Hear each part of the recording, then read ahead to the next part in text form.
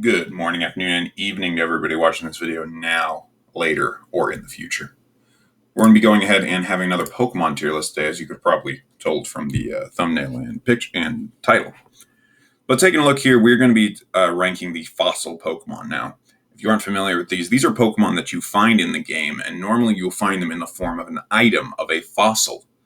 And you will use that fossil to get this Pokemon. So you'll trade it into either a museum or some type of lab, some type of scientist, who will then turn it into the Pokemon in question.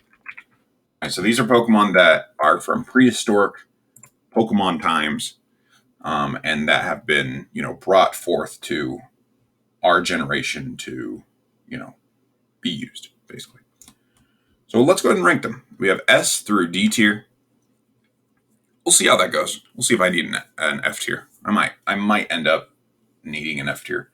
Again, as always with these Pokemon rankings, guys, I'm ranking them based on how they look and how they feel. I guess how they fit into the essence of a fossil Pokemon, how they look, how much I'd like to use them, not based on their competitive usage or anything.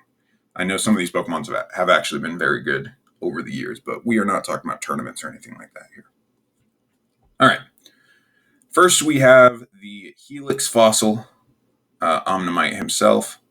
Omnimite is a pretty C tier fossil Pokemon. I feel like it's definitely classic in terms of what it looks like.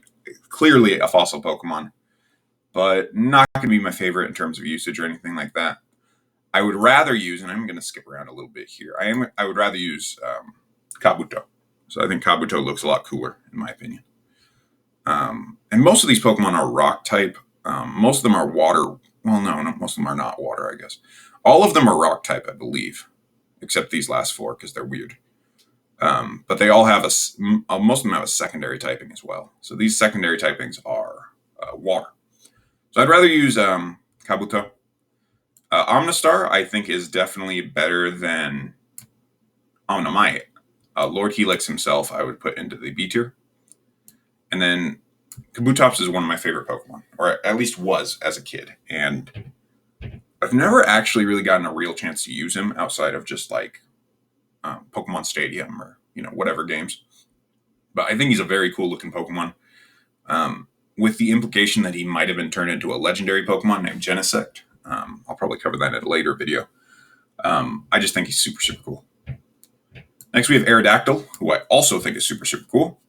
Aerodactyl also has a Mega form, which I wish was in this tier list, but it's not. But you can go watch the Mega tier list if you would like to see what that looks like. Aerodactyl, it's a prehistoric dragon pterodactyl. Not much else to say. It is awesome.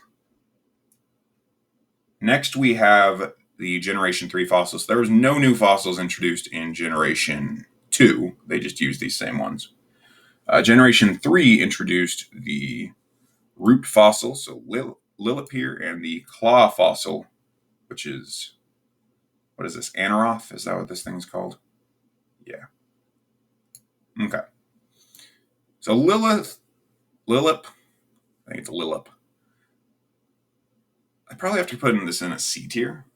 Is it D tier? It's not that great looking. I mean, I get the idea of like a fossilized Venus flytrap type thing, right? Do I put it here? I'll put it in C tier. Definitely could be worse. Cradley is a little bit cooler than it, so that goes in B tier. Anorith, right there. I think its name is Anorith.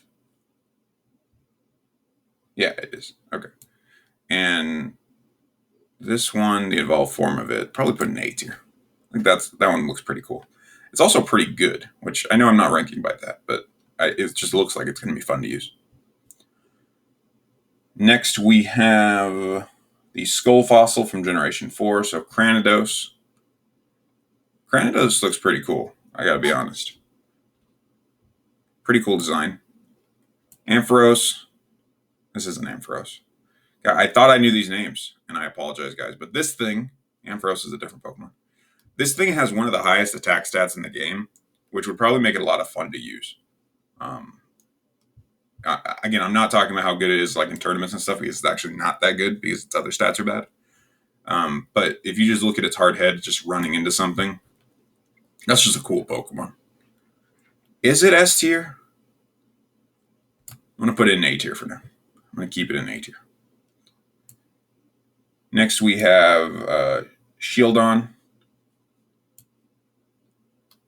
Shieldon's B tier. I like that. And Bastiodon I think is a little cooler. So that gets to be up a tier. Next we have Generation 5. We have the Turtle Fossils. Tortoga. C tier. Not the coolest thing, but I do appreciate something different out of the fossils. Its evolved form, which I have never used ever, I guess can be in B tier. You know, it's definitely cooler than this, but yeah, I don't think it's cool enough to be an S or A. Archon looks so stupid. He looks so dumb. But his evolved form is so awesome. So yeah, I think I'm doing that. I think Archon goes in D tier, but Archeops goes in A tier. Because Archon just looks so dumb. Next we have Tyront. Tyront's a B tier for sure. The evolved form of the T-Rex Pokemon is definitely an A tier. That thing is awesome. Similar story with the next one here, the Amara. I think Amara is a B tier Pokemon. And its evolved form would be an A tier. All right. And now we have Generation 8. Now, Generation 8 is weird. These Pokemon look like abominations. And that's because all these Pokemon up here that have already been sorted, they all were just one fossil. You know, you took like a claw fossil and you turned it into Ampharos, right? These fossils down here, they were broken. So they took like parts of different fossils and put them together.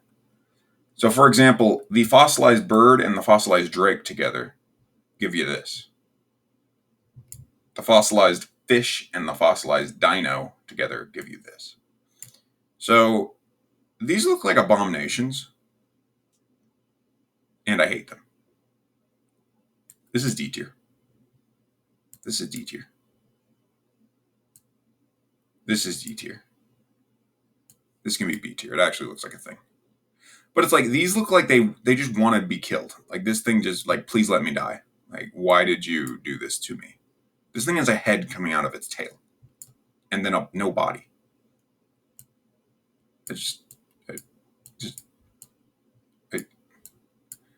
I'm at a lost words.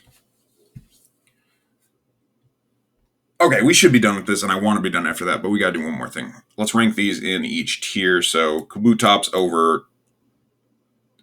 Yeah, that probably is the order.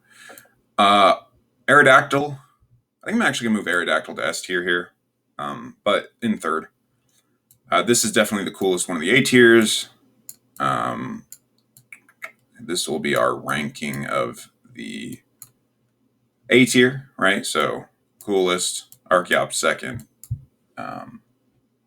Cranidos third, or last.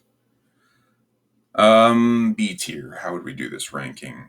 The coolest one in this tier is probably Cradily. Probably.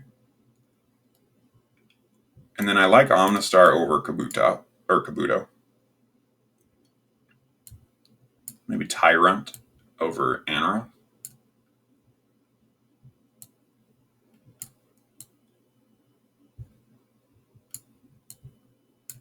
Yeah, I think that could be my ranking. Put the turtle last. I think this ranking is pretty good. Actually, right here, we'll put Lily last. And then, yeah. This isn't a bomb. This guy, I don't have anything else. I should probably make an extra tier for them, but it's okay. You guys get the idea. What do you think of the tier list, though? Let me know in the comments. If you want to see more tier lists like this, leave a like and wait until tomorrow at noon. There'll be another one up. Might not be Pokemon, though, because I am the guy that makes random tier lists. Signing off.